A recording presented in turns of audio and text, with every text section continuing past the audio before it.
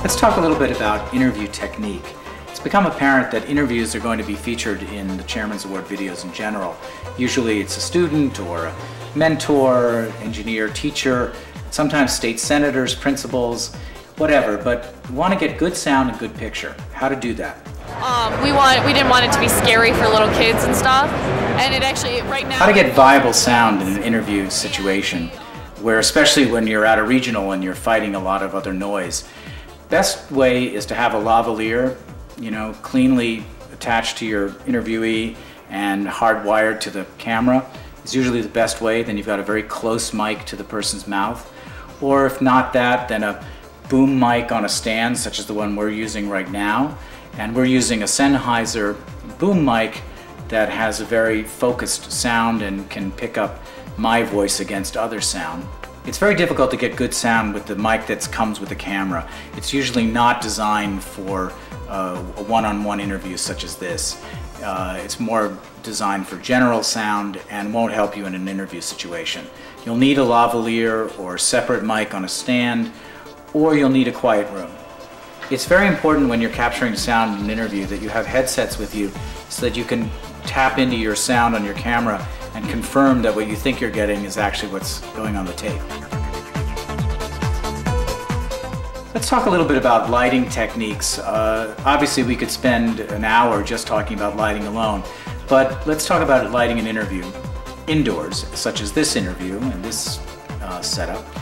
We're only using one light, which you can see in the wide shot, to just throw a little light on my face so that the subject, me, has some warm face light, bringing them up in the level against the background. And that's how we chose to light this setup. Very simple, it's a clip light. It's not even that powerful, that's why we've got it close to my face. And just that one little light on a stand makes a huge bit of difference. Here, I'll turn it off just to show you. Okay, now you're looking at the difference in the interview with just that one light turned off, and I'll put it back on. So even a cheap little clip light on a stand can help you enormously. Avoid shooting against brightly lit windows or backgrounds, or you'll get a shot that looks something like this. Instead, use the window as a side light to your object or front light. Here we've turned this situation around, and instead of me standing in front of the window, I'm using the window as front light and side light. Much improved. Here we are doing an outdoor interview, and what we're trying to illustrate is avoid shooting an interview with the subject facing into the harsh sunlight. You can see it makes me squint and makes the subject uncomfortable. From noon to about 3 p.m. when the sun is directly overhead of what you're shooting is usually a harsh lit time. Try to shoot for early morning or at the end of the afternoon towards sunset. Much better lighting in general. It's super important to log and label your tapes. Make sure that you put a number and a date on each of the tapes that you shoot. And always remember to label both the tape itself and the box that it's in so you don't lose either one. This will help you enormously in the editing process later on when you're looking for specific footage.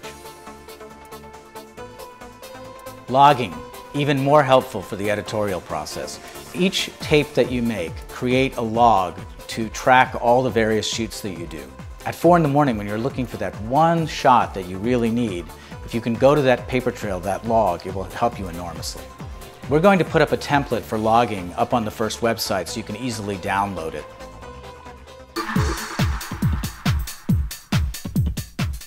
This is not so much a technical discussion, but how do you do a worthwhile interview with each subject?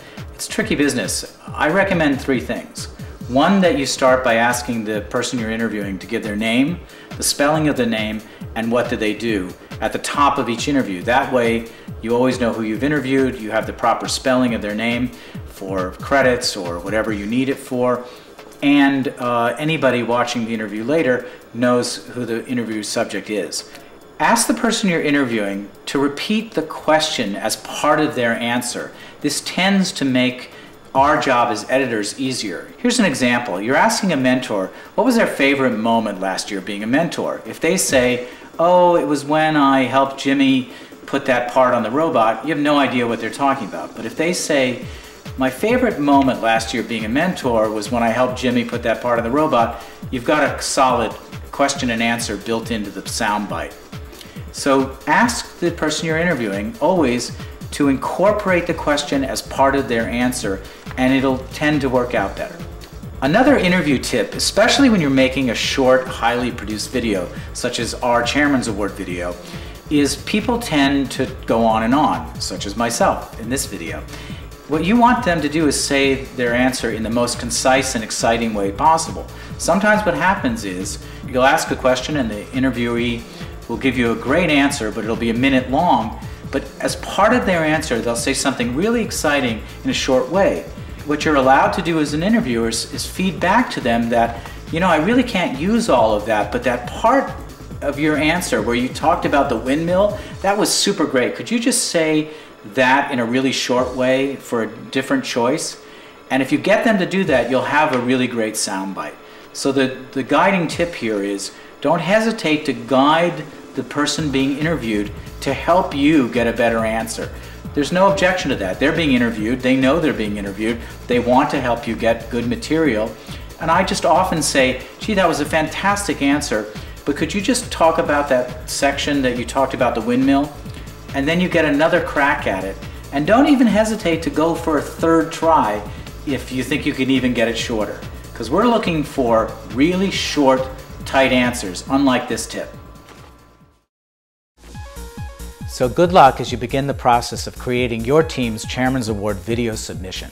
If your team is out there displaying all the traits that exemplify a Chairman's Award winning team, then all you have to do now is learn how to document it in an informative and exciting style.